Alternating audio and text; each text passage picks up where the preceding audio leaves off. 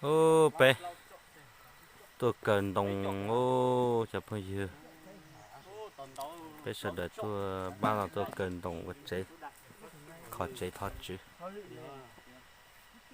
bây giờ sọc can đập bé sao thì bé một đòn đồng thế giờ một cần đồng ok cho này cho tôi sẽ tôi lỏng tiền là yêu một đòn đồng cái gì đó bây giờ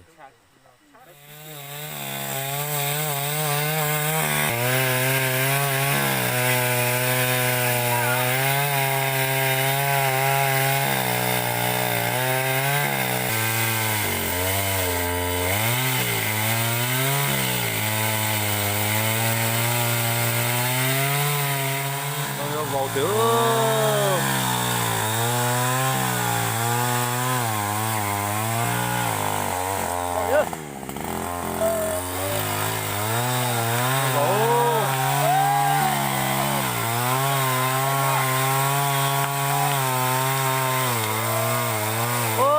vào tiểu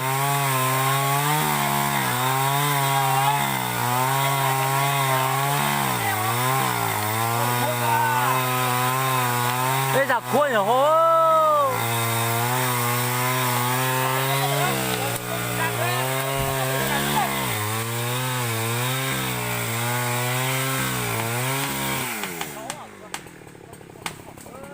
kia kia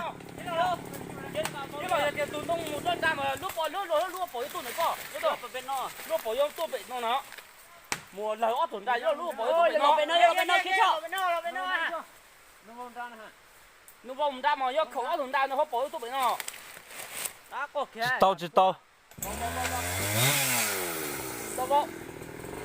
专门接着包了。nó có bệnh nói của con ra không? Ô.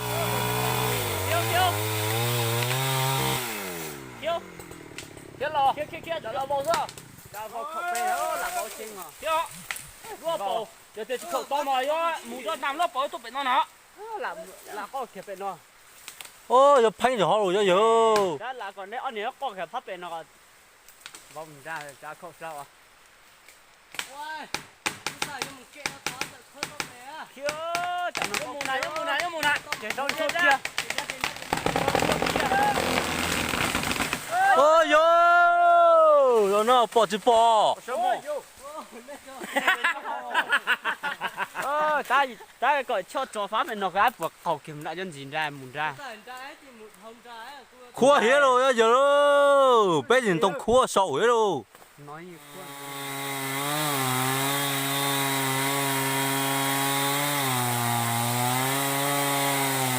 Giờ mới sát tổ cái sa, ấy vào chúng mới chuyện sa. Có đánh đau, thấp gì có đánh đau. Cái con người nhiều không phải rồi.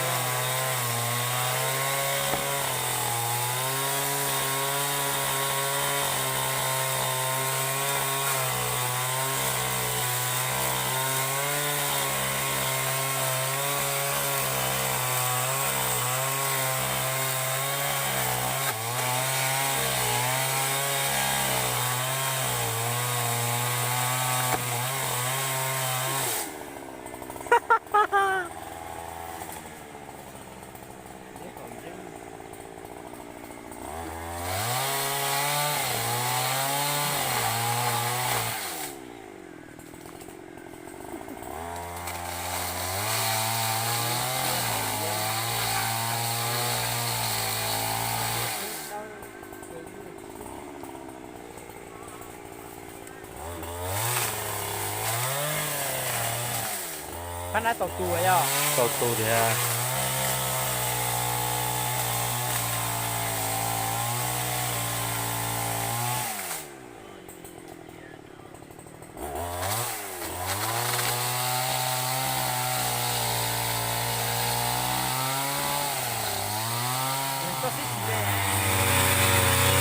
Alo mày ơi.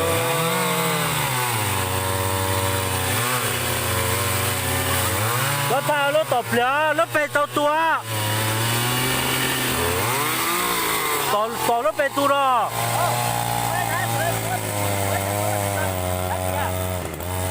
bể tu đó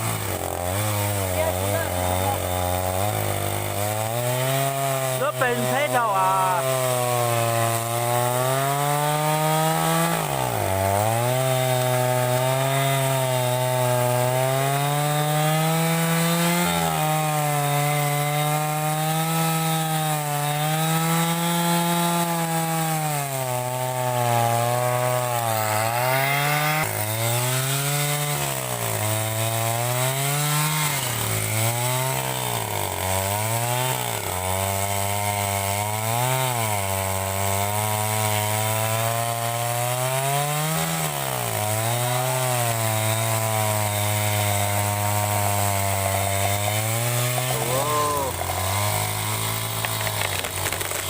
ô trời ơi ta tập cỡ cần đồ là cỡ bay luôn mày cỡ đi luôn rồi nó cố bể ta tập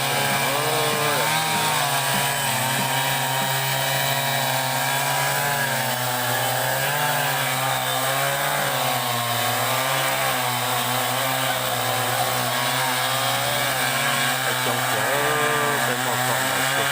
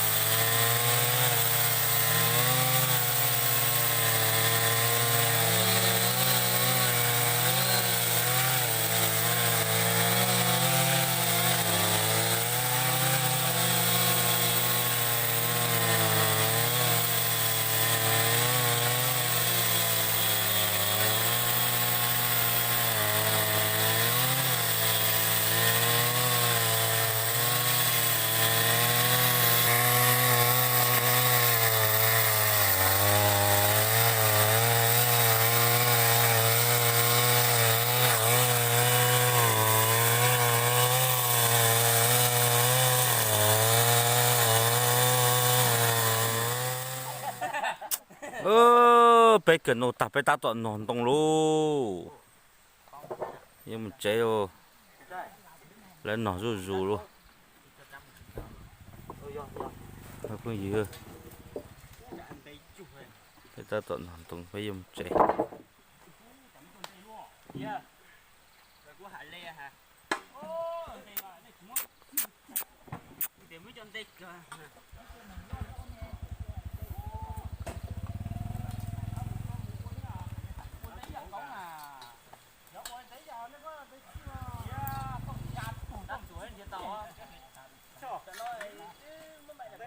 ta tạo dùng chế rồi bé sạch kể rồi chả không gì đi lu o lu bay lu chê bay lu chê đi lu bay đẩy họ lo cho họ đã đẩy chưa ô là mà tôi lu vậy cái đẩy nó lại cái này rồi tôi thôi đây là mà thấy đâu rồi đấy giờ mới quý đẩy rồi chị